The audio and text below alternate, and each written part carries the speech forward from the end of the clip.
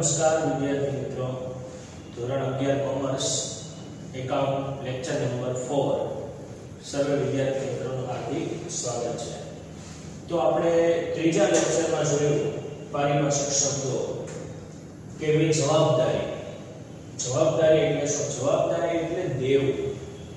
દેવું બે પ્રકારનું હોય, લાંબા ગાળાનું દેવું અને ટૂંકા ગાળાનું દેવું।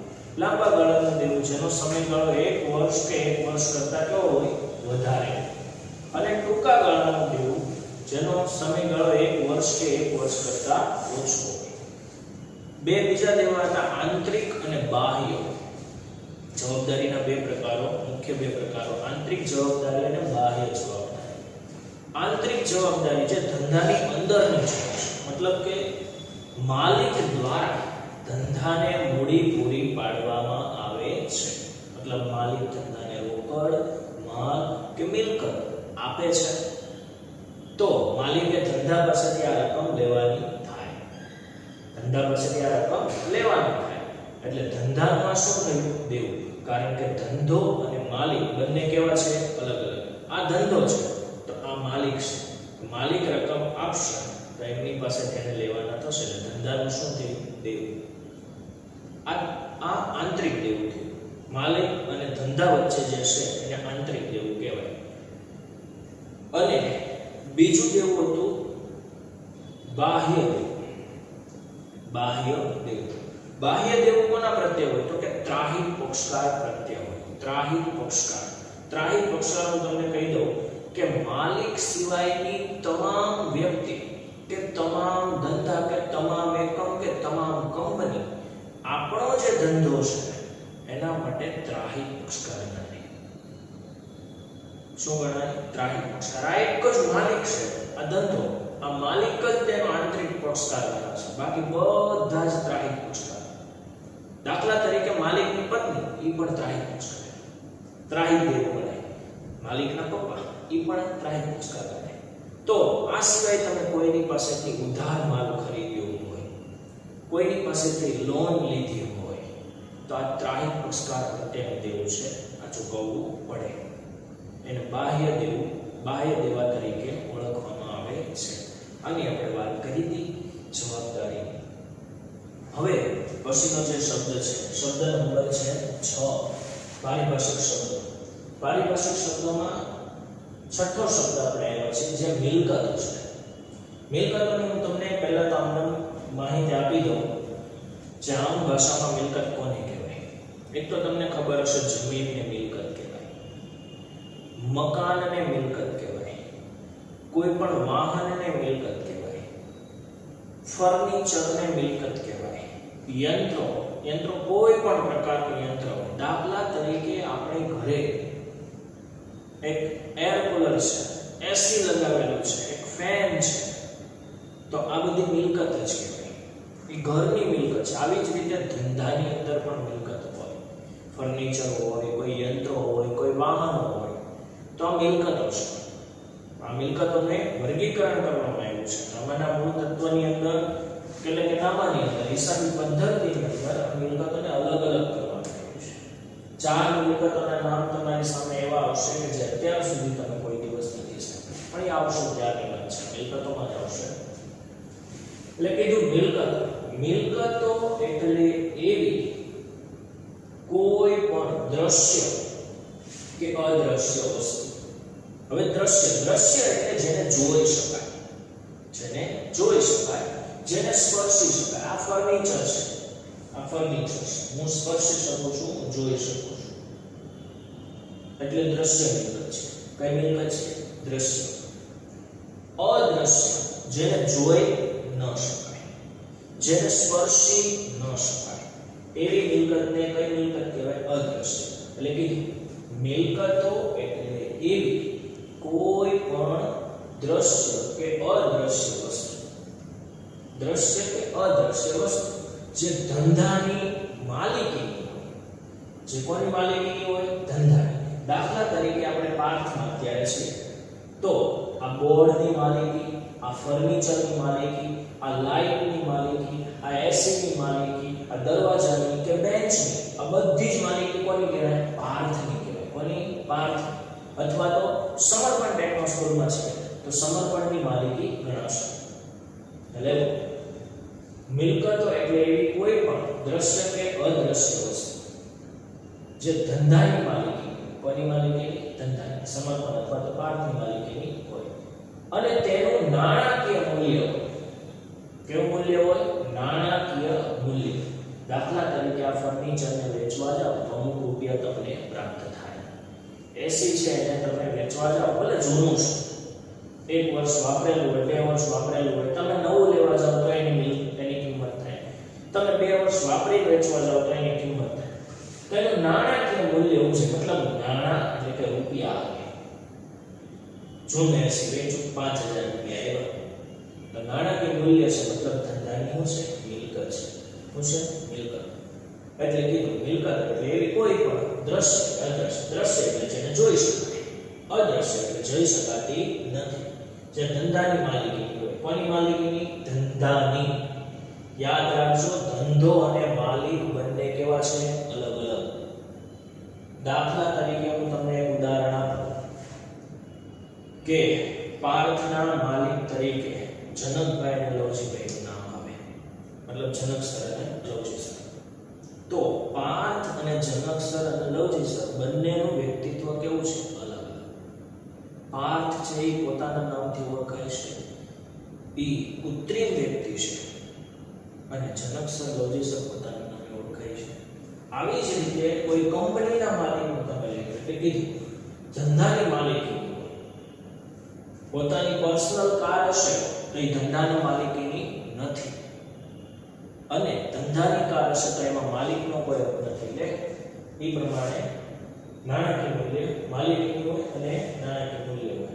જેમ કે એવી કોણ કોણ મિલકત છે? તો કે જમીન, મકાન, પ્લાન્ટ.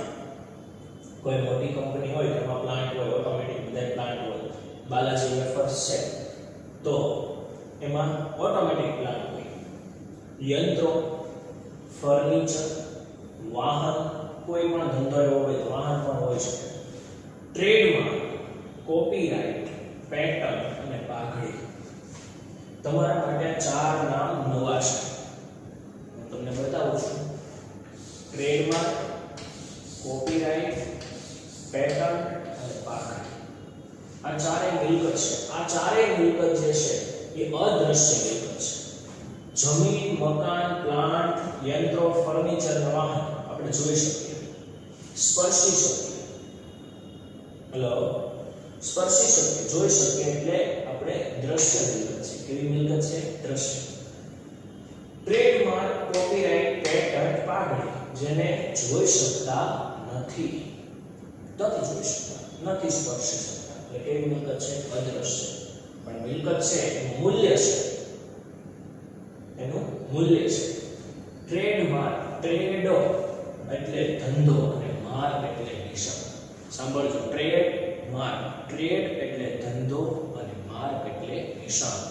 તો તમે ઘણી બધી કંપનીઓના નામ ખાલી એના નિશાન પરથી દેખાશે. હું તમને એક ચિત્ર બતાવીશ, તમે જોઈ શકો તો, અને એ ચિત્ર જોઈને જ આપણે કહી દઈએ કે આ કઈ કંપની છે. આવા કલરનો એમ બતાવશે, એમ એટલે તરત આપણે કહીએ મેકડોનાલ્ડ્સ. બીજું છે એપલ. જોજો આમાં કોઈ જગ્યાએ નામ લખ્યું નથી, છતાં પણ આપણને ખબર પડી જાય કે આ કઈ કંપની છે? એપલ કંપની છે. આમાં આપણે જોઈએ છે કે 4 બંગડી ટાઈપનું છે, તો આપણને ખબર પડી જાય કે ઓડી. એક ખરાનું નિશાન હોય, ટાઈપનું નિશાન છે, જોઈ શકતા હોય તો ખરાના નિશાન ટાઈપનું નિશાન છે, તરત આપણે કહી દઈએ નાઇકી. શેના માટે પ્રખ્યાત છે? તો કે શૂઝ. અને આ નિશાનને પણ તમે ઓળખતા હશો. પાર્થનું જે તમારા બેગ ઉપર હશે કે તમને અહીંથી કોઈ પણ મટીરીયલ્સ આપ્યું છે એની ઉપર પણ હશે. એની બાજુમાં ટીએમ શબ્દ લખેલું છે, ટીએમ. તમે જોઈ શકો છો ટીએમ નાના અક્ષરમાં લખેલું છે. ટીએમ એટલે ટ્રેડમાર્ક. તો આવો ટ્રેડમાર્ક હોય, આ ધંધાની એક અદ્રશ્ય મિલકત છે. કેવી મિલકત છે? અદ્રશ્ય. આ સિમ્બોલને પણ તમે ઓળખી શકતા હોય કારણ કે ફેવરિટ સિમ્બોલ છે આ પણ, અને સૌથી ફેવરિટ સિમ્બોલ તો આ છે ઇન્સ્ટાગ્રામ. આવા માત્ર સિમ્બોલ મતલબ કે નિશાન ઉપરથી કહી શકીએ કે આ વસ્તુ છે, આ કંપની છે, ઓળખી છે. આ એનો ટ્રેડમાર્ક છે. શું છે? ટ્રેડમાર્ક. આ ધંધાની અદ્રશ્ય મિલકત છે. જ્યારે ધંધાનું સંપૂર્ણ રીતે વેચાણ થાય ત્યારે આની કિંમતો લાગે. દાખલા તરીકે આખી જ કંપની મારે વેચી નાખવી છે. સમજી લો મેકડોનાલ્ડ્સ કંપની આપણા હાથમાં છે, મતલબ આપણે માલિક છે, વેચી નાખ્યું છે, તો જેટલી એની મિલકત હોય એની કરતાં પણ વધારે એના ટ્રેડમાર્કની, એની પેટન્ટની કિંમત થશે. એટલે 5 કરોડ રૂપિયાની મિલકત હોય તો આમાં બીજા 5 કરોડ ઉપરથી આપવા પડે કારણ કે એની નામના છે. આ ટ્રેડમાર્ક છે. શું થયું? ટ્રેડમાર્ક. બીજું આવશે કોપીરાઇટ. શું આવશે? કોપીરાઇટ. કોપીરાઇટ તમે ઘણી વખત આપણે કોપીરાઇટનો ભંગ કર્યો છે. તમારી પાસે નવનીત કંપનીનું સાહિત્ય હશે અને આના પહેલા કે બીજા પેજ ઉપર એક નોટિસ લખેલી હશે જેમાં આટલા નાના અક્ષરમાં એક રાઉન્ડમાં સી લખેલો હશે. શું લખેલો છે? સી. તો એનો મતલબ કહેવાનો એવો છે કે આ આખું પુસ્તક કોપીરાઇટ છે. તમે આની ઝેરોક્સ કોપી ન બનાવી શકો, તમે આમાંથી પેમ્પલેટ્સ બનાવી શકો નહીં, ટૂંકમાં તમે એનો ફોટોગ્રાફી બનાવી પીડીએફ ફાઇલ બનાવી શકો નહીં. આ બધું કરશો તો તમે કાયદેસર રીતે તમે કોપીરાઇટનો ભંગ કર્યો છે. જો નવનીત કંપનીને ખ્યાલ આવે તો એ તમારી પર કાયદેસર કાર્યવાહી કરી શકે.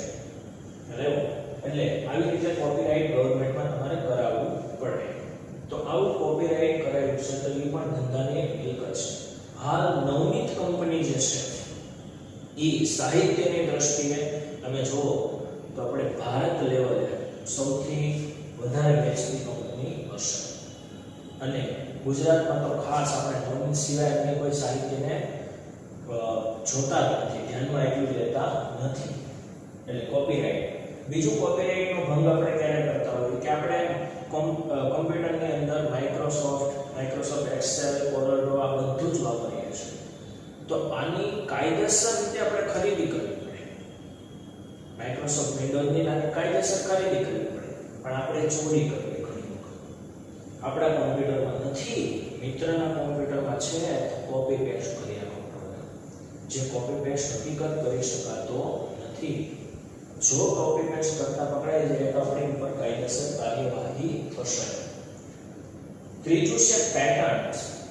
પેટર્ન્સ તમારી એવી કોઈ આવડત છે જે તમે જ તૈયાર કરી શકો છો, અન્ય એવી તૈયાર કરી શકતા નથી, તો એ બાબતમાં તમારી પેટર્ન્સ છે. શું છે? પેટર્ન્સ છે. આજે ઘણી બધી કંપનીઓ છે, કારની અંદર ઘણી બધી કંપનીઓ છે, પણ તમે જોજો અમુક કંપનીની કાર બહાર પડશે એટલે એનું મોડેલ સૌને ગમશે અને કંઈક આકર્ષક છે.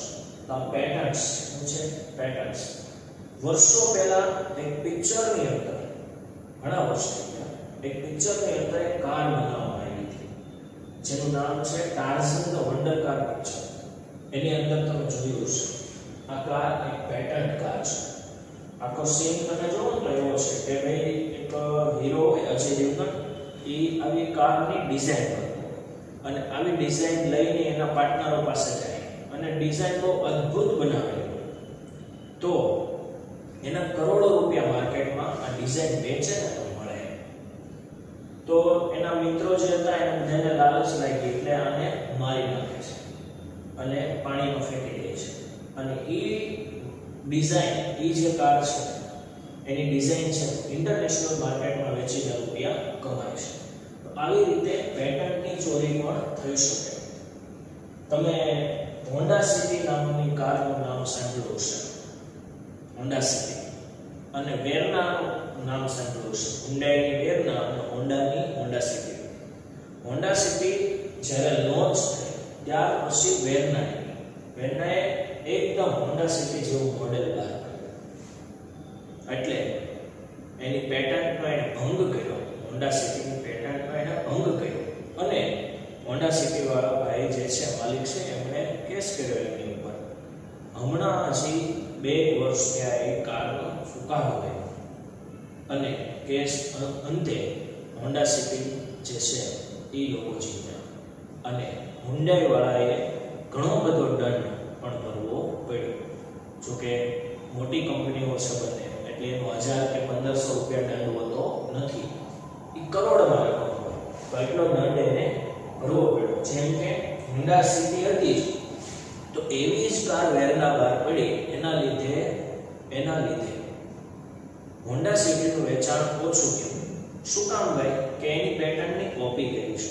એટલે ઓલા લોકોએ કેસ કર્યો કે અમારી પેટર્નની કોપી કરીને તમે વેચશો તો અમારું તો વેચાણ ઘટી જશે, અમે પેટર્ન કરાવ્યું છે, તમે અમને પૂછ્યા વગર વાપરી શકો નહીં. તો આવી રીતે કોઈ પણ કાર કે કોઈ પણ પેટર્નની ચોરી થઈ શકે નહીં, એટલે આ અદ્રશ્ય મિલકત છે.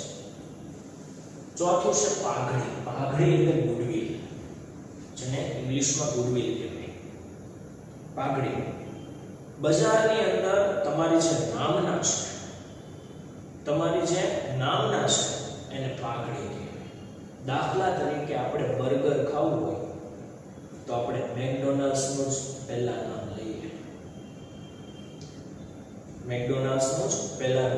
લઈએ. આવી રીતે અલગ અલગ કંપનીના અલગ અલગ ક્ષેત્રમાં નામ છે તો એને પાઘડી કહેવાય. શું કહેવાય? પાઘડી. શાખા, પ્રતિષ્ઠા, બજારની અંદર તમારી જે પ્રતિષ્ઠા છે, જે માન છે, એને પાઘડી તરીકે ઓળખવામાં આવે છે. જેને જોઈ ન શકાય, કેટલું માન છે, કેવડું માન છે. ભૌતિક જથ્થો હોય, ભૌતિક જથ્થો ફર્નિચર ન હોય, આ ફર્નિચર છે આ એનો ભૌતિક જથ્થો. પાઘડીનો ભૌતિક જથ્થો હોતો નથી, એટલે પાઘડી એ પણ અદ્રશ્ય મિલકત છે વગેરે વગેરે. આ થઈ મિલકતની વાત. હવે મિલકતોનું શું કહ્યું છે? વર્ગીકરણ. વર્ગીકરણ 2 ભાગમાં થશે. મિલકતોનું વર્ગીકરણ વાસ્તવિક મિલકતો અને અવાસ્તવિક મિલકતો.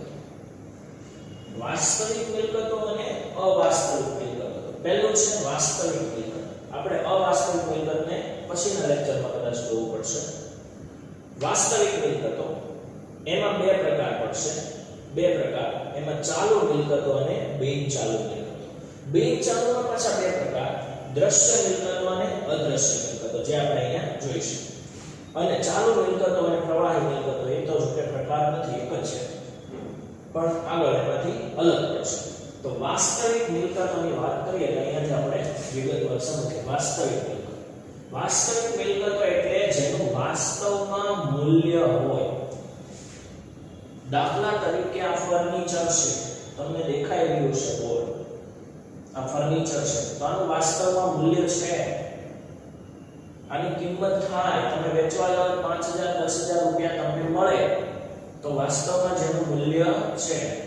વાસ્તવિક મિલકતો એટલે જેનું વાસ્તવમાં મૂલ્ય હોય, જેને તમે બજારમાં વેચવા જાવ અને એના કોઈના કોઈ રૂપિયા ઉપજે તો એને વાસ્તવિક મિલકત તરીકે ઓળખવામાં આવે છે. જે મિલકતોના વેચાણમાંથી, જો તરત જ કીધું, જે મિલકતોના વેચાણમાંથી નાણાંનું ઉપાર્જન થઈ શકે, મતલબ મળી શકે, ઉપાર્જન થઈ શકે, તેને વાસ્તવિક મિલકત તરીકે ઓળખવામાં આવે છે. જે મિલકતના વેચાણમાંથી નાણાંનું ઉપાર્જન થઈ શકે તેને વાસ્તવિક મિલકત કહેવામાં આવે છે. બિનચાલુ વાસ્તવિક મિલકતનો બીજો પ્રકાર, વાસ્તવિક મિલકતના 2 પ્રકાર છે. પહેલું ચાલુ મિલકત અને બિનચાલુ મિલકત. તો આપણે અહીંયા બિનચાલુ મિલકત જોઈએ. બિનચાલુ મિલકતના 4 નામ છે. બિનચાલુ, સ્થિર, કાયમી અને લાંબા ગાળા. બિનચાલુ સ્થિર એટલે દાખલા તરીકે ફર્નિચર છે, તો આજે ઉપયોગ કર્યો, કાલે નવું લાવવું પડશે. આપણે એક ખુરશી લઈએ, બેઠા, આખો દિવસ એમાં બેઠા, એનો ઉપયોગ થયો 1 દિવસ 12 કલાક, બીજા દિવસે લાવવું પડે ના, એ ખુરશીનો ઉપયોગ કરી શકાય. 1 વર્ષ 2 વર્ષ 5 વર્ષ સુધી ઉપયોગ કરી શકાય. એક મકાન આજે ખરીદ્યું, આજે રહેવા ગયા, બીજા દિવસે પાછું ખરીદવું પડશે, નષ્ટ થઈ જશે નહીં. સ્થિર મિલકત છે, એનો વર્ષો વર્ષ સુધી તમે ઉપયોગ કરી શકશો. કાયમી મિલકત એટલે એને કાયમી કહેવાય.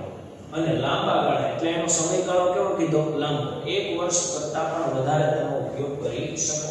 અહીંયા જો એ મિલકતનું નામ છે બિનચાલુ, સ્થિર, કાયમી કે લાંબા ગાળાની મિલકતમાં જમીન જેનો ઉપયોગ તમે 1 વર્ષ કરતાં પણ વધારે કરી શકો. 5 વર્ષ, 10 વર્ષ, 50 વર્ષ. મકાન એ પણ 5, 10, 15, 50. પ્લાન્ટ યંત્રો બંને એક જ કહી શકાય આમ તો મિલકતમાં, પણ અલગ અલગ પણ લખી શકાય. પ્લાન્ટ આનો ઉપયોગ પણ લાંબા સમય સુધી થાય. ફર્નિચર, યંત્રો અને ફર્નિચર. યંત્રો ફેન છે તો 1 વર્ષ કરતાં વધારે પણ ઉપયોગ થઈ શકે. એસી કે આ સિવાય કોઈ બીજા યંત્રો હોય તમારા ધંધાની અંદર. ફર્નિચર, ટ્રેડમાર્ક, કોપીરાઇટ, પેટન્ટ, પાઘડી વગેરે. યાદ રાખજો આ 4 મિલકત અદ્રશ્ય મિલકત છે. ટ્રેડમાર્ક, કોપીરાઇટ, પેટન્ટ, પાઘડી. ધંધો શરૂ કરતાની સાથે આ મિલકતો હોતી નથી. ઈ મિલકતો માટે ધંધાને તનતોડ મહેનત કરવી પડે. લેવો ત્યારે જ તમારી પ્રતિષ્ઠા બને, ત્યાં સુધી બને નહીં. અમુક વર્ષ સુધી તમારે શાખા કમાવવી પડે, ત્યાર પછી તમારું બજારમાં નામ થાય. દાખલા તરીકે રિલાયન્સ આવી, બજારમાં રિલાયન્સ નામની કંપની શરૂ થઈ, તરત જ બધાને એટલો વિશ્વાસ હશે. અત્યારે જેટલો છે વિચાર. આજથી ઘણા વર્ષ પહેલા ધીરુભાઈએ જ્યારે શરૂઆત કરી ત્યારે ભારતના લોકોને રિલાયન્સ ઉપર વિશ્વાસ હતો, અને અત્યારે લોકોને છે. અત્યારે જેટલો વિશ્વાસ છે એટલો જ ત્યારે હશે ના હોઈ શકે, કારણ કે નવી કંપની છે. અત્યારે આપણી ઘરે કોઈ આવી નવી કંપનીનું ટીવી આપે તો આપણે વિશ્વાસ નહીં કરીએ. કેમ? આપણને હજી એનો અનુભવ છે નહીં. પણ કોઈ કહે લ્યો ભાઈ સોનીનું ટીવી છે તો આપણને તરત વિશ્વાસ આવશે, કારણ કે આપણે એને જાણીએ છીએ. ઘણા વર્ષથી આપણે એને ઓળખીએ છીએ. માર્કેટમાં, બજારમાં કંપની છે અને સારી છે. લોકોને પૂછો તો એ આપણને કહેશે કે ના, સોની કંપની એટલે સારી કહેવાય. પણ આપણી પાસે કોઈ નામ જ નથી સાંભળ્યું એવી કંપનીનું ટીવી લઈને આવે, આ કંપની નવી આવી છે, બહુ સારું ટીવી આવશે, લઈ લો. નહીં લઈએ આપણે, તરત કહીશું કે નહીં, આ કંપની નહીં, અમને સારી કંપની નો. એટલે આ અદ્રશ્ય મિલકત છે, ન જોઈ શકાય. આ મિલકતોનું આયુષ્ય 1 વર્ષ કરતાં કેવું હોય? વધુ હોય. 1 વર્ષ કરતાં વધુ. જો કે આ તો મિલકતના નામ પરથી જ ખ્યાલ આવી જાય. જમીન, મકાન, યંત્રો, ફર્નિચર, ટ્રેડમાર્ક, કોપીરાઇટ આ બધા 1 વર્ષ કરતાં વધુ હોય. બિનચાલુ મિલકતને 2 ભાગમાં વર્ગીકૃત કરી શકાય. બિનચાલુ મિલકતને 2 ભાગમાં વર્ગીકૃત કરી શકાય. એના 2 પ્રકાર છે. બિનચાલુ મિલકતોના 2 પ્રકાર અહીંયા આપણે જોઈ શકીએ. આ બિનચાલુ મિલકત એના 2 પ્રકાર, દ્રશ્ય અને અદ્રશ્ય. અહીંયા પણ લખ્યા બિનચાલુના 2 પ્રકાર. એ દ્રશ્ય મિલકત જેને જોઈ શકાય, જેને સ્પર્શી શકાય.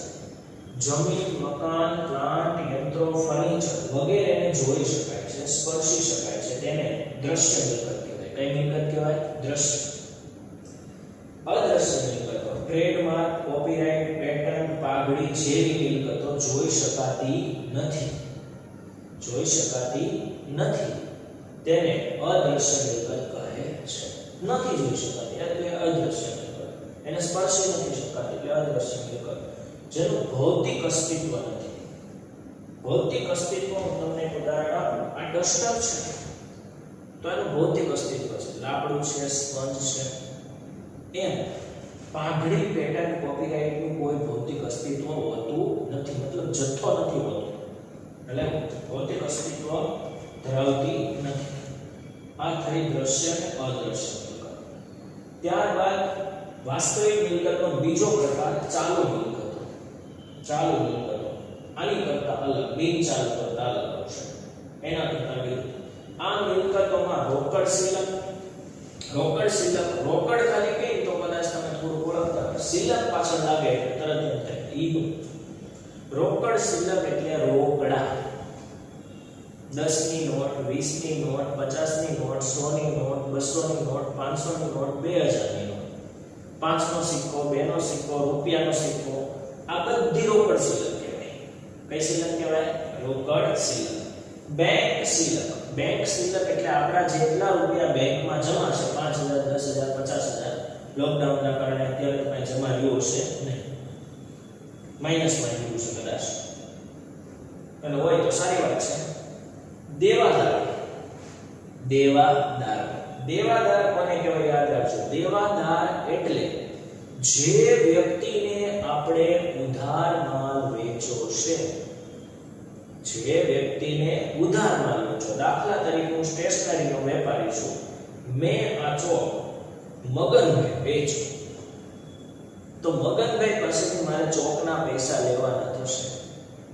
થશે? તો કે હા. કેટલા રૂપિયા? તો કે ભાઈ 5 રૂપિયા, દાખલા તરીકે 5 રૂપિયા લેવાના થશે. તો 5 રૂપિયા માટે મગનભાઈ મારા શું ગણાશે? દેવાદાર ગણાશે. જેને આપણે માલ ઉધાર વેચીએ છીએ, આપણે માલિક છીએ, આપણે માલ વેચ્યો, એટલે મગનભાઈ આપણે માલ વેચ્યો, 5 રૂપિયા વસ્તુ વેચી કે 50000 ની વેચી, 5 લાખ ની વેચી, 5 કરોડ ની વેચી, તો એટલા રૂપિયાના આપણે મગનભાઈ શું ગણાશે? દેવાદાર. કાચા માલનો સ્ટોક. તમે જે પ્રકારનો ધંધો કરતા હોય એવો કાચો માલ હોય. તમે કાપડ બનાવો છો, તમારી રૂ હોય તમારી ફેક્ટરીની અંદર, તમે ફર્નિચર બનાવો છો તો લાકડું હોય, પ્લાય હોય, ફેવિકોલ હોય, ખીલીઓ હોય, હથોડી વગેરે કાચો માલ કહેવાય. તૈયાર માલ. તમે ફર્નિચર બનાવો છો તો એક ટેબલ બનાવ્યું, બેન્ચ બનાવી, દરવાજો બનાવ્યો, આ બધું તૈયાર માલ છે. તો આ બધી મિલકતોને કઈ મિલકત કહેવાશે? રોકડ શિલક, બેંક શિલક, દેવાદારો, કાચા માલનો સ્ટોક, તૈયાર માલનો સ્ટોક, આ ચાલુ મિલકતો છે, જેનું આયુષ્ય 1 વર્ષ કરતા કેવું હોય? ઓછું. કારણ કે વર્ષ દરમિયાનના વ્યવહારોના કારણે આ શિલકો બદલાતી રહી છે, આ મિલકતો બદલાતી રહી. દાખલા તરીકે રોકડ શિલક અત્યારે 50000 છે, આપણા ધંધામાં આજના દિવસે 50000 છે. હવે શું થયું? તો કે ભાઈ આપણે શ્યામભાઈને 5000 નો માલ રોકડેથી વેચ્યો, તો એને રોકડા આપ્યા, 50 આપણી પાસે હતા, 50 હતા, 5 નો માલ વેચ્યો એટલે તરત જ 5000 વધી ગયા. કેટલા થઈ ગયા? 55000. 2 કલાક પછી આપણે 10000 નો માલ ખરીદ્યો રોકડેથી, કેટલા થઈ ગયા? 45000. એટલે વારંવાર આ શિલકો બદલાતી હોય છે. ઈ દિવસ દરમિયાન, મહિના દરમિયાન કે વર્ષ દરમિયાન. એટલે એને કઈ મિલકત કહેવાય? ચાલુ મિલકત. તમે જો જમીન મકાનમાં ન બદલાય, જમીન નાની થઈ જાય, મકાન મોટું થઈ જાય, ફર્નિચર આપણે 2 બેન્ચ લીધી હોય 4 થઈ જાય, નો થાય. એને ખરીદવી પડે, એ ટૂંકી ન થઈ જાય. સમજી લો કે આપણે 1 બેન્ચ ખરીદી, એ એક બેન્ચમાં 3 વિદ્યાર્થી બેસી શકે, તો આજે મેં 3 વિદ્યાર્થી બેસાડ્યા, તો આવતીકાલે હું 2 જ બેસી શકશે કે કાંઈ? ગઈકાલે મેં આમાં 3 બેઠા હતા એટલે ઘટી ગઈ, ન થાય.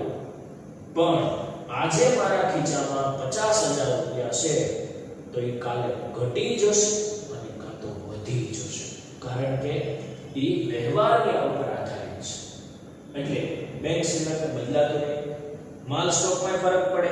કાચો માલ નવો ખરીદો તો વધી જાય, ઉત્પાદન કરી નાખો, ઉત્પાદન એટલે તૈયાર માલ બનાવી નાખો, તો કાચો માલ ઘટી જાય. તૈયાર માલમાં પણ ફેરફાર થાય, એ વેચાઈ જાય તો ઘટી જાય, નવો બને તો વધી જાય, એટલે ફેરફાર થાય. આ પ્રકારની મિલકતનો સમયગાળો 1 વર્ષ કરતા કેવો હોય? ઓછો. કેમ કે સ્ટોક તૈયાર થાય, વેચાય, નવો સ્ટોક લાગે, એટલે આ પ્રકારની મિલકતનો સમયગાળો 1 વર્ષ કરતા કેવો હોય? ઓછો. ધંધાના વ્યવહારના કારણે બદલાતી રહેતી હોવાથી તેને ચાલુ મિલકત કહેવાય. ધંધાના વ્યવહારોના કારણે જે મિલકત બદલાતી રહે એને કઈ મિલકત કહેવાય? ચાલુ મિલકત. તો આ બધી મિલકત છે, રોકડ શિલક, બેંક શિલક, એ ધંધાના વ્યવહારના કારણે બદલાતી રહે, વારંવાર બદલાતી રહે. જમીન, મકાન, યંત્ર, પાઘડી, પેટન્ટ, કોપીરાઇટ, ટ્રેડમાર્ક આ બદલાતી નથી, એટલે એ કઈ મિલકત છે? બિનચાલુ મિલકત. કઈ મિલકત? બિનચાલુ. ચાલુ અને બિનચાલુમાં ધ્યાન રાખજો. બિનચાલુ જમીન, મકાન, યંત્રો, પ્લાન્ટ, ફર્નિચર, ટ્રેડમાર્ક આ વ્યવહારના કારણે બદલાતી નથી. ચાલુ મિલકતોમાં વ્યવહારના કારણે ફેરફાર થાય છે જેથી એ બદલાય છે. ખ્યાલ આવ્યો? હવે આપણે અહીંયા પહોંચીએ. ચાલુ મિલકત શું? ત્યારબાદ છે પ્રવાહી મિલકત અને અવાસ્તવિક મિલકત. આ બે શબ્દ બાકી છે. હવે આપણે પ્રવાહી મિલકતોની વાત કરીશું. જેમ કે આપણે મિલકતોના વર્ગીકરણમાં વાસ્તવિક મિલકતો અને અવાસ્તવિક મિલકતો બે પ્રકાર પડે છે. અને વાસ્તવિક મિલકતમાં આપણે ચાલુ અને બિનચાલુ બંને જોઈ ગયા. બિનચાલુમાં પાછા બે પ્રકાર પડે છે, દ્રશ્ય અને અદ્રશ્ય પણ જોઈ ગયા. તો વૈધ છે પ્રવાહી મિલકત. વાસ્તવિક મિલકતની એક જ મિલકત પ્રવાહી મિલકત, જેનો વાત આપણે કરવાની છે. તો પ્રવાહી મિલકત આપણે અહીંયા જોશું. સ્ટોક સિવાયની, સ્ટોક કોને કહેવાય? તો કે જે કાંઈ પ્રકારનો આપણે ધંધો કરીએ છીએ એ પ્રકારની વસ્તુ આપણા ધંધામાં હોય. કાપડનો ધંધો હોય તો કાપડ, અલગ અલગ પ્રકારનું કાપડ હોય, તો આ કાપડને સ્ટોક તરીકે ઓળખવામાં. સ્ટોક રાખવો પડે. સમજી લો કે આપણે કાપડના વેપારી છે, એવડા ટુકડા નાના નાના લઈને બેસી કોઈ કસ્ટમર આવે, બતાવીએ કાજો કાજો. હવે કસ્ટમર કે આ મને પસંદ છે તો આપણે કે ઉભા, હવે તમે 2 મિનિટ ઉભા રહો, લઈને આવો. કસ્ટમર ઉભો રહેશે નહીં, કારણ કે 2 મિનિટમાં એ કાપડ આવશે નહીં. એટલે પહેલેથી જ આપણે સ્ટોક રાખીને બેસવું પડશે અલગ અલગ કાપડ. એટલે સ્ટોક એમાં તૈયાર માલનો સ્ટોક અને કાચા માલનો સ્ટોક. જો આપણે અહીંયા ચાલુ મિલકતમાં એનો વાત કરી, કાચા માલનો સ્ટોક અને તૈયાર માલનો સ્ટોક. સ્ટોક સિવાયની તમામ ચાલુ મિલકત. તો સ્ટોક સિવાયની તમામ ચાલુ મિલકતમાં કોણ કોણ આવે? રોકડ સિલક, બેંક સિલક, દેવાદારો. સ્ટોક સિવાયની તમામ ચાલુ મિલકતને પ્રવાહી મિલકત તરીકે ઓળખવામાં આવે છે. પ્રવાહી મિલકત તરીકે કોનો સમાવેશ થાય? રોકડ સિલક, બેંક સિલક અને દેવાદારો. સમજી લો કે તમને એક ગુણમાં પૂછે ચાલુ મિલકતો એટલે શું, તો તમે લખો રોકડ સિલક, બેંક સિલક, દેવાદારો, કાચા માલનો સ્ટોક, તૈયાર માલનો સ્ટોક. પ્રવાહી પૂછાય રોકડ સિલક, બેંક સિલક, દેવાદારો, તો એમાં સ્ટોકને ધ્યાનમાં લેવાનો નથી. એટલે કીધું સ્ટોક સિવાયની તમામ ચાલુ મિલકતોને પ્રવાહી મિલકત તરીકે ઓળખવામાં આવે છે. આ મિલકતોનું ઝડપથી એટલે કે ટૂંકા ગાળામાં રોકડમાં રૂપાંતર થઈ શકે છે. રોકડમાં રૂપાંતર થઈ શકે ઝડપથી, કારણ કે જો રોકડ સિલક છે એને રોકડમાં રૂપાંતર કરવાની જરૂર નથી. બેંક સિલક છે તો એ બેંકમાં હશે. બેંકમાંથી તમારે જ્યારે નાણાં જોઈતા હોય ત્યારે તમે ઉપાડી શકો, એટીએમ ના માધ્યમથી અથવા તો ચેકબુક ના માધ્યમથી. અને હાલ ઓનલાઈન પ્રક્રિયા થઈ ગઈ છે તો તમે કોઈ પણને મોકલી શકો. મિનિટોની અંદર તમારા રૂપિયા તમારા ખાતામાંથી અન્યના ખાતામાં જતા રહે, એટલે રોકડમાં ઝડપથી રૂપાંતર થઈ શકે. અને દેવાદાર એમની પાસેથી આપણે લેવાના હોય, મગનભાઈ પાસેથી આપણે 50,000 લેવાના છે, તો મગનભાઈ પાસેથી એક સમય હોય કે ભાઈ 1 મહિનામાં, 2 મહિનામાં, 5 મહિનામાં આવી જશે, એટલે આ ફિક્સ થઈ ગયું, ઝડપથી થઈ ગયું. પણ તમારી પાસે સ્ટોક પડ્યો છે, કાપડના વેપારી છો, કાપડ પડ્યું 500 મીટર અને તમે ઈચ્છો એ વેચાઈ જશે. કસ્ટમર આવશે, એને ગમશે તો એ લેશે, નહીં ગમે તો તમે કોઈ ફોર્સ કરી શકશો નહીં. મગનભાઈને આપણે ફોર્સ કરીએ કે લાવો મગનભાઈ 50,000 દેવાના છે, લાવો. કસ્ટમરને કહીએ કઈ લઈ જ જા, 5 મીટર લઈ જ જા, ન થઈ શકે. એટલે એનું કોઈ ફિક્સ હોતું નથી, એટલે એનું ઝડપથી રૂપાંતર થઈ શકે નહીં. એટલે એને પ્રવાહી મિલકત ન કહેવાય. કાચા માલનો સ્ટોક અને તૈયાર માલનો સ્ટોક. તો પ્રવાહી મિલકત કહેવાય કોને? તો કે રોકડ સિલક, બેંક સિલક, દેવાદાર. ઝડપથી રોકડમાં રૂપાંતર થઈ શકે. આ મિલકતોનું ઝડપથી એટલે ટૂંકા ગાળામાં રોકડમાં રૂપાંતર થઈ શકે, તેથી એ પ્રવાહી મિલકત છે. અને છેલ્લો બીજો મિલકતનો પ્રકાર નંબર 2 અવાસ્તવિક મિલકત.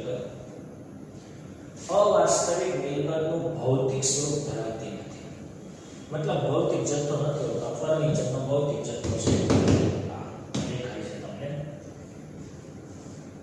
ઉપજ મૂલ્ય શૂન્ય હોય. જોજો અદ્રશ્ય મિલકત છે ને એનું ઉપજ મૂલ્ય ઘણું બધું હોય. અવાસ્તવિક મિલકતનું ઉપજ મૂલ્ય કેવું હોય? શૂન્ય. અદ્રશ્ય અને અવાસ્તવિકમાં ઘણો બધો ફરક છે. આપણે પૂરું કરશું એટલે સમજાશે તમને. તો ઉપજ મૂલ્ય શૂન્ય હોય. એ બિન પુનરાવર્તિત ખર્ચ છે. બિન પુનરાવર્તિત એટલે ફરીથી એનો ઉપયોગ કરી શકાય નહીં. આ ખર્ચનો લાભ એક કરતા વધુ વર્ષ સુધી મળે છે. આવા ખર્ચનો લાભ એક કરતા કેવો મળે? વધુ વર્ષ સુધી મળે. મતલબ એક કરતા વધારે વર્ષ સુધી તમને ખર્ચનો લાભ મળશે. એમાં પહેલું પ્રાથમિક ખર્ચ. કેવો ખર્ચ? પ્રાથમિક ખર્ચ. પ્રાથમિક ખર્ચની અંદર શું આવે? તો કે ભાઈ આપણે એક કંપની શરૂ કરી, તો કંપનીની અંદર રોડ રસ્તા બનાવવા પડે. કંપનીની અંદરની વાત કરું છું, બહારની વાત નથી કરતો. નેશનલ હાઈવે હોય જ છે, એ તો રાજ્ય સરકાર અથવા તો કેન્દ્ર સરકારે બનાવવાના હોય, એની વાત નથી. કંપનીનો જે આપણી જગ્યા છે એની અંદર રોડ રસ્તા બનાવવા પડે. તો આવો ખર્ચો ભવિષ્યમાં એક જ વાર થાય, પણ આનો લાભ તમને જોજો લાંબા સમય સુધી મળે. અને વેચવા જાવ કઈ આવે? ન આવે. કંપની આખી વેચાય ને તો એની કિંમત કોઈ ગણાય નહીં. એ કંપનીની સાથે જ હોય. તમે વીજળીનું કનેક્શન લ્યો, તમારી ઘરે પણ તમે કનેક્શન લીધું હોય તો એના કનેક્શન ચાર્જ તરીકે તમારે રૂપિયા ભરવા પડે. એક વખત કનેક્શન ચાર્જ ભરી દો, આજીવન તમે લાભ લઈ શકો. હા, બિલ ભરો છો એ વાત અલગ છે. બિલ તો એ સેવાના પૈસા ભરો છો, કનેક્શન ચાર્જ એક વખત દેવો પડે. તો આનો લાભ તમને લાંબા સમય સુધી મળ્યો. પણ આ તમે પાછું દેવા જાવ તો કનેક્શન ચાર્જ પાછો ન મળે. તમે સમજી લો, હવે જે બીવાળા ભાઈ બોલાવે કે અમારે નથી જોતું, વીજળી નથી જોતી, લઈ જાઓ તમારે મીટર. લઈ જાય, તમને નહીં આપે પાછા. કેમ? તો કે એ કનેક્શન ચાર્જ ના કપાઈ ગયા. ડિપોઝિટ પેટે આપ્યા હોય એ પાછા મળે. એ પછી વાત અલગ છે. તો આને પ્રાથમિક ખર્ચ કહેવાય. બીજું છે જાહેરાત ખર્ચ.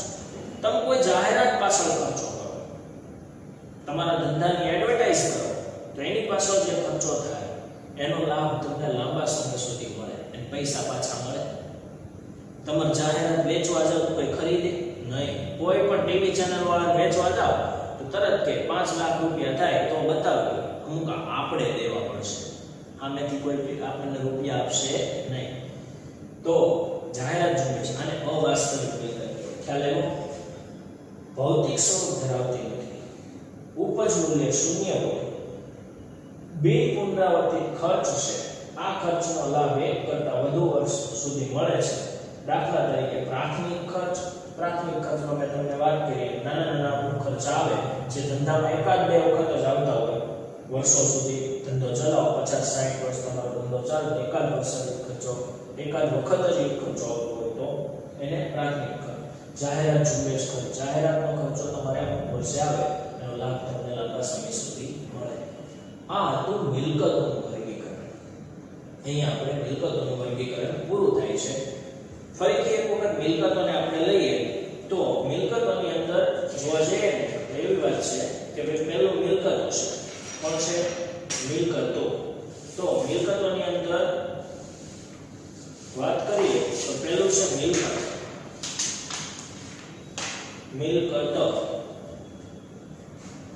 મિલકત. સોરી, અહીંથી આપણે કાઢી નાખ્યું છે એટલે આપણે મિલકતોની વાત એમ જ કરશું. મિલકતો એટલે જેનું ઉપજ મૂલ્ય હોય, જેને નાણાં ઉપજી શકે. જમીન, મકાન, યંત્ર, વાહનો વગેરેને મિલકત તરીકે ઓળખવામાં આવે છે. જેનું આયુષ્ય 1 વર્ષ કરતાં કેવું હોય? વધારે. મિલકતોના વર્ગીકરણ. મિલકતોનું વર્ગીકરણ મતલબ મિલકતોના બે પ્રકાર છે, વાસ્તવિક મિલકત અને અવાસ્તવિક મિલકત. વાસ્તવિકમાં પાછા કેટલા બે છે? 2, ચાલુ અને બિનચાલુ. બિનચાલુમાં પાછા 2 છે, દ્રશ્ય અને અદ્રશ્ય. ચાલુમાં પ્રવાહી. તો આપણે વાસ્તવિક મિલકતથી શરૂઆત કરીએ. વાસ્તવિક મિલકત. વાસ્તવિક મિલકતો એટલે જેનું મૂલ્ય વાસ્તવમાં હોય, જેની કિંમત હોય. બીજા મિલકતોના વેચાણમાંથી નાણાં થઈ શકે, ઉપાર્જન મતલબ નાણાં પ્રાપ્ત થઈ શકે. નાણાં પ્રાપ્ત થવું ઉપાર્જન. વાસ્તવિક મિલકતનો પહેલો પ્રકાર બિનચાલુ. બિનચાલુ એટલે સ્થિર. સ્થિર એટલે લાંબા ગાળાની. લાંબા ગાળાની એટલે કાયમી. જમીન, મકાન, પ્લાન્ટ, યંત્રો, ફર્નિચર, ટ્રેડમાર્ક, કોપીરાઇટ, પેટન્ટ, પાઘડી વગેરે જે છે જે ધંધાની લાંબા ગાળાની મિલકત છે, જેનો વર્ષો વર્ષ સુધી તમે ઉપયોગ કરી શકો. મતલબ એક કરતા વધારે વર્ષ સુધી, લાંબા સમય સુધી. આ મિલકતોનું આયુષ્ય 1 વર્ષ કરતા કેવું હોય? વધુ. બિનચાલુ ને 2 ભાગમાં વર્ગીકૃત કરી શકાય. બિનચાલુ મિલકતને કેટલા ભાગમાં? 2. દ્રશ્ય મિલકતો જેને જોઈ શકાય, સ્પર્શી શકાય. જમીન, મકાન, પ્લાન્ટ, યંત્રો, ફર્નિચર વગેરે જોઈ શકાય, સ્પર્શી શકાય છે, તેને દ્રશ્ય મિલકત કહેવાય. અદ્રશ્ય ટ્રેડમાર્ક, કોપીરાઇટ, પેટન્ટ, પાઘડી જેવી મિલકતો જોઈ શકાતી નથી. જોઈ શકાતી નથી, જેને સ્પર્શી શકાતી નથી, તેને અદ્રશ્ય મિલકત કહેવાય, જેનું ભૌતિક અસ્તિત્વ હોતું નથી. આ ફર્નિચર દ્રશ્ય મિલકતમાં ફર્નિચર એનું ભૌતિક અસ્તિત્વ છે, અદ્રશ્યનું કોઈ ભૌતિક અસ્તિત્વ નથી. પછી ચાલુ મિલકત. આ મિલકતોમાં રોકડ શિલ્લક, બેંક શિલ્લક, દેવાદારો, કાચા માલનો સ્ટોક, તૈયાર માલનો સ્ટોક નો સમાવેશ થાય છે. આ પ્રકારની મિલકતનો સમયગાળો 1 વર્ષ કરતા કેવો હોય? ઓછો. આનો 1 વર્ષ કરતા વધારે બિનચાલુ, આનો 1 વર્ષ કરતા ઓછો. ધંધાના વ્યવહારોના કારણે બદલાતી રહેતી હોવાથી તેને કઈ મિલકત કહેવાય? ચાલુ મિલકત. ચાલુ મિલકતનો એક પ્રકાર છે પ્રવાહી મિલકત. પ્રવાહી મિલકતો એટલે સ્ટોક સિવાયની તમામ ચાલુ મિલકત. સ્ટોક એટલે કાચા માલનો સ્ટોક અને તૈયાર માલનો સ્ટોક પ્રવાહી મિલકતો તરીકે ઓળખવામાં આવે છે. આ મિલકતોનું ઝડપથી એટલે કે ટૂંકા ગાળામાં રોકડમાં રૂપાંતર થઈ શકે છે. ટૂંકા ગાળામાં તમે વેચવા જાઓ તો વસ્તુ તમે ધારશો એમ નહીં વેચાય, પણ તમારે રોકડા બેંક પડ્યા હશે, તેનું રોકડમાં રૂપાંતર બેંકમાં હશે, લઈ આવશો. કોઈની વ્યક્તિ પાસે લેવાના હશે તો લઈ ફટાફટ મળી જશે. અને છેલ્લું છે અવાસ્તવિક મિલકત. ભૌતિક સ્વરૂપ ધરાવતી નથી. ઉપજ મૂલ્ય કેવું હોય? શૂન્ય. ભૌતિક સ્વરૂપ મતલબ એનો વસ્તુ કદ ન હોય, ભૌતિક જથ્થો ન હોય. ઉપજ મૂલ્ય શૂન્ય હોય. બિન પુનરાવર્તિત ખર્ચ છે, એને ફરી વખત એનો ઉપયોગ થઈ શકે નહીં. આ ખર્ચનો લાભ 1 કરતા વધુ વર્ષ મળે. તમે કોઈ જાહેરાત કરો છો તો એ અવાસ્તવિક મિલકત કહેવાય, કારણ કે એનો લાભ તમને લાંબા સમય સુધી મળે. દાખલા તરીકે પ્રાથમિક ખર્ચ, જાહેરાત, ઝુંબેશ ખર્ચ. આવા ખર્ચનો લાભ તમને લાંબા સમય સુધી મળતો હોય છે, જેથી આપણે એને અવાસ્તવિક મિલકત તરીકે ઉપયોગ કરી શકાય. આજના લેક્ચરમાં અહીં સુધી રાખીએ છીએ. ઓકે, અસ્તુ, આભાર.